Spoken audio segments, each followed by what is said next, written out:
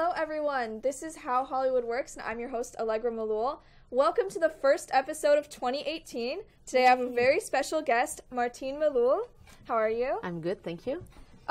So what do you do? I'm a producer, independent films. Wow. Okay. So, originally, you were working for BCBG, right? Yes. So, what made you want to jump careers and become a producer? I've been working for the fashion industry for many, many years. I've been in the States for 18, working at BCBG 18 years, plus a few years in France first. And at one point, I don't know, midlife crisis, something like that. I was just like, I need to do something else. And I decided, I've always loved entertainment, so I've decided to switch to entertainment. So what do you do as a producer? Like, can you walk us through, like, the steps of a production from pre-production to post-production, what you do? There's different types of producers. For me, I take a project since the beginning. I've done 2 features. One where we developed the script ourselves, and the second one where I just picked up a script and then went all the way to production. So basically you find a script or you develop a script that you like, you try to cast it, you finance it, you shoot it, and then you sell it, basically. These are the steps. Cool. How many movies have you made? Well, you just said 2. Yeah, 2. Dumb question. So what are they about? So my first film is a sci-fi thriller about alien abductions. So just people to understand, I only switched really full-time a year and a half ago. I left BCBG, and really 3 years I kind of started before. Went back to school, went back to UCLA to learn about the movie industry before I jumped into it. And then while I was doing that, I was developing the first film. So it's a sci-fi thriller with like alien spaceship. It took a long time to finish because there's a lot of post-production work, CGI and VFX. And it's a really cool story, and we're in the process of distributing it. So it should be out hopefully between May and June this year. Wow. So we're excited. And then your second movie. And then the lead of my first film, her name is Jordan Hinson. She's an actress. And while we were shooting my film, the first one, she kept telling me how there was too many locations, it was complicated, and that she wanted to write a script that was more simple. And I said, just do it, just write it, and then we'll, bring it to me. So she did that. And last year she brought me a script. It's a romantic comedy called Breaking and Exiting. And I loved the script. Like, I read it, loved it, and then we produced it. So it's, she's the lead. So she wrote it, she's the lead. The lead actor is Milo Gibson, who's Mel Gibson's son. And the director is Peter Facinelli, who's the dad, the vampire in Twilight. So it's his first directorial debut, and he's amazing. Everybody did an incredible job. All right, cool. So how has your life changed since joining the entertainment industry? And it's very different. It's 2 different. We say fashion, entertainment kind of cross each other and everything, but it's the way you work. Right, in fashion, I was in a big corporation, had to go to a job every morning, had a desk, hundreds of people under me. When you become an independent film producer, you're by yourself at home, working, meeting people, trying to network as much as you can, because it's hard to break into a new industry when you don't know anyone. Yeah. So life is very different because of that pace that is different. So I don't have a job to go to every morning. I have, my office at my house that I go to every morning. So it's hard to keep motivated and to keep on it all the time, because there's always something else to do. You're always like find an excuse to do something else. When you're at the job, you're at the job. You can't do anything else. So, like, what motivates you to keep going?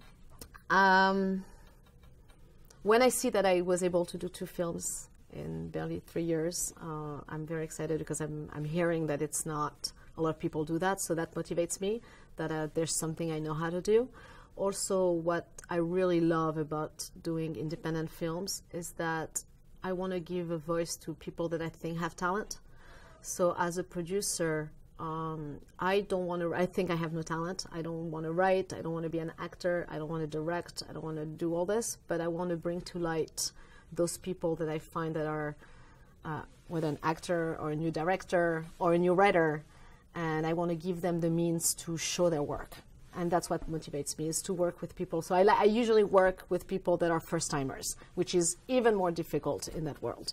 But that's what motivates me, and that's what I like about it, is to bring new talent to life, basically.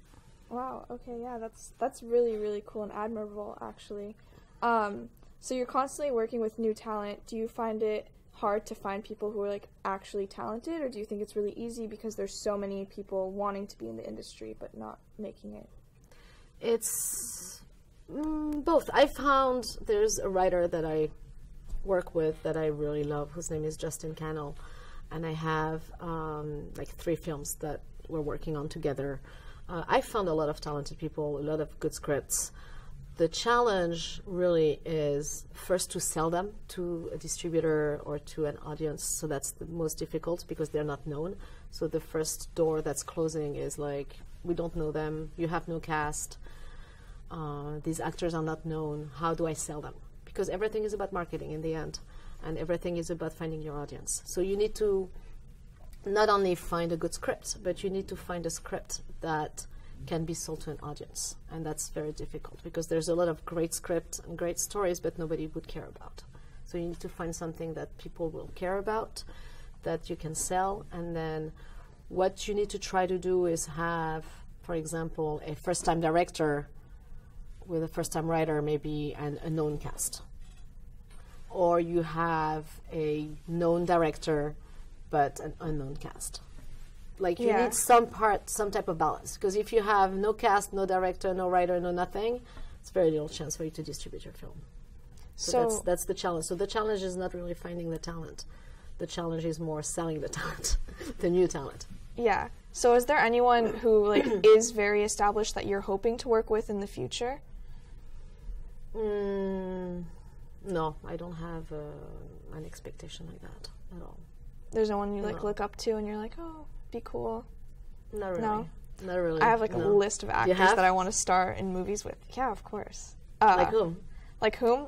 Chris Evans, first off. I mean, he's so talented. Eddie Redmayne's my favorite actor, so if I could ever be in a movie with him, like, my life is set. I can do that and die.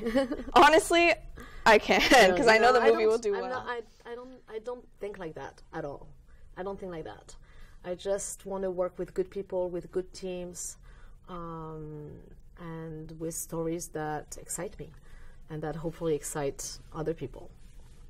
So you took your sci-fi film to Cannes Film Festival, right? Yeah, so last year we were at the market. We were not in the festival, but we were at the market, and we had a screening at the market. It was very exciting. First time we saw it on a big screen. People really liked it. But as I was saying before, the challenge with that film is that the actors are not famous. The director, it's his first film, even though he's super talented, super talented. And we had the script written by 2 writers. Now, one of our writers was nominated for an Emmy, so which is great for us. And he didn't get it, but he was nominated, which is really nice. And the film is good, but I feel like, almost the distributors don't care if the film's good or not. You don't have cast, bye. Yeah. So it's very difficult. The industry nowadays is very name-based. Very, very cast-driven. So it's very difficult for independents to break through. Yeah. So so we're lucky we have a couple of options right now, and we should be signing a deal within this week or next. That's really exciting. So we're very excited. And you also did you go to TIFF? No, I went just to network. Just to network, not for the film. Oh, okay. So how was that experience going to film festivals? I love that. So my mom is a movie critic in France, so I've always gone. There's a film festival in the north of France, in Deauville, and it's the American Film Festival. That's where I guess I fell in love with America and where I fell in love with entertainment and film. And I was going there. It's the first week of September at the same time of Venice and TIFF and all this. And I've always gone there. So I know kind of how festivals work. I used to have like a press pass through my mom and go to films and everything. TIFF was amazing. I love TIFF. It's contained. The weather's beautiful. Toronto is a beautiful city. You meet a lot of people. Everybody's super cool. Really liked it. I went to Sundance also last year, and that was great too, except that I was freezing. It was so much snow everywhere, and when you come from LA, you're not used to it anymore. So it was really, really cold, but it was fun. I went with a friend of mine who had a short film there, and I went part of his team, so I had also a badge, so that was really cool. That's awesome. Yeah, and Cannes is fun because it's like going home, so it's funny. Meet a lot of French people in the industry, which I don't know anybody because I started my career here. So I started to meet people. I'm actually developing a film there right in now. France? Yeah, and we're going to shoot, I think, in Belgium. But yeah, wow, it's a French story. So now you're on your third film in 3 years. Yeah, third, actually, I have 3 more I'm developing, so plus a TV show. So you need to work on multiple projects because you never know which one is going to pan out. So if you have one and then you work on it for 5 years and nothing happens, then you're a little stuck. So I'm working on a few different projects at the same time so that I can, at least 1 or 2 of them will make it. Yeah, well, I'm sure it will. I saw the trailer for Breaking and Exiting. Yeah, I loved it. You guys haven't I wish seen we could it yet, show it, but it's still private, like top secret. Yeah, it's still top secret, so we can't watch it. But what I'll do is, as soon as I can release it, I'll give it to you, and then you can broadcast it. Oh, for sure. Because I'll do a reaction, even though I've already seen it. And you can come, to the premiere and on the red carpet or something, and Oh my interview gosh, the team yeah. and the cast and everybody. Yeah, that'd be so. Okay, now you guys have You have an another invitation. episode to look forward Exactly, to. invitation. Actually, I'm going to have 2 red carpets because I have 2 films coming out this year, so you can do both. Oh my gosh, yeah, I'd love to. Absolutely. So are there any awards shows that you're hoping your films will get nominated for? So the first one we're done with. We're not doing any festivals. The film is almost too commercial. The second one, I'm waiting actually this week. I should know about South by Southwest, which is a big festival, and then we're waiting for a couple more. I think Santa Barbara and San Francisco. So we don't know. But anyway, we're selling the film right now. We're in the process, and we're starting to sell it internationally in Berlin, at the market in Berlin in February. Wow. So whether it goes on a festival or not, we're moving forward. We're not waiting for that. But are you hoping that once it's released this year, that it will be considered maybe for awards at the Oscars or no? It's not this kind of film. No. No. I mean, you never know. Yeah, but I think you need to win a festival in order to be considered or something. So it's not. No, but that's not what I'm in for. I just want to work with people that I like. I want to have fun. I want to do something that I like all day, and I want to give a voice to new talent. That's all. I don't want to be famous. I don't want to be on an award show. I don't really care about that. I had my life in the limelight passed. I was BCBG. It was great run. We had a good time.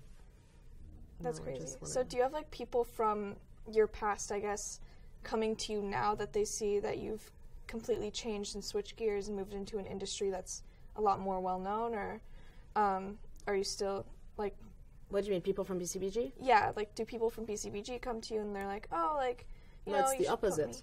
People, I lost a lot of friends now that I'm not at BCBG. Really? It's the opposite. Everybody's in the movie industry in LA, so nobody cares. It doesn't matter. But I like to. What I do is I talk a lot about changing career, which is, I think, where it's interesting, is that, you're not stuck. And that's one of the things, I think, in the States that is great, is that you can switch whenever you want. When in Europe, I feel like it's way more difficult.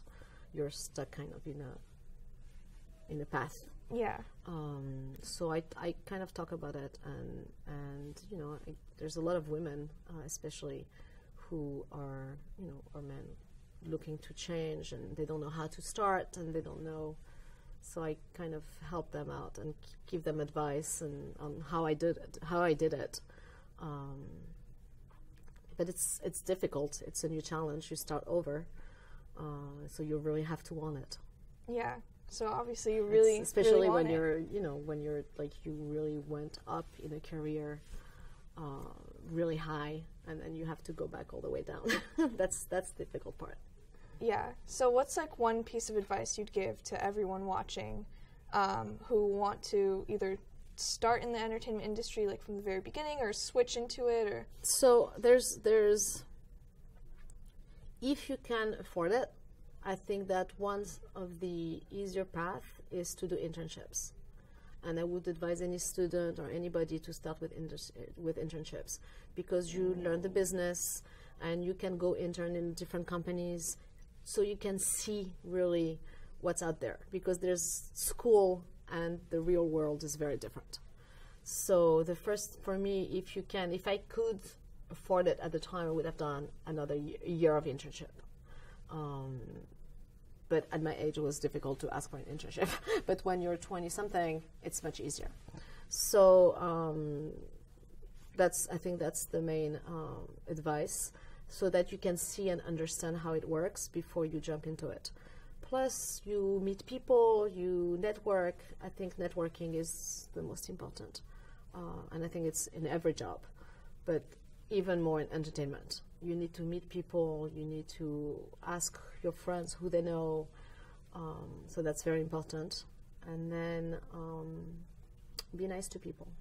That's, one thing that I always try to practice is be nice to people, always. No ego. You can't have an ego if you want to succeed in life, because if you have too much of an ego, then you lose. That's why I called my company Kali Pictures. Kali is the goddess of the destruction of the ego. Oh, wow. So I'm against ego. Yeah, it's beautiful advice. So I think that about does it for this week's episode. Thank you guys for tuning in to How Hollywood Works. I was your host, Allegra Malul, and this was Martine Malul. And we're not related. We're not related, actually. We're actually not at all related, which is hilarious. So keep an eye out for her 2 films coming out this year. I know I'll definitely be promoting them on all of my social media pages, which will be linked down below or pop up on the screen if you're watching on Channel 6. And we'll see you guys next time. Bye. Bye. Thank you. Thank you, Allegra. Yeah, of course.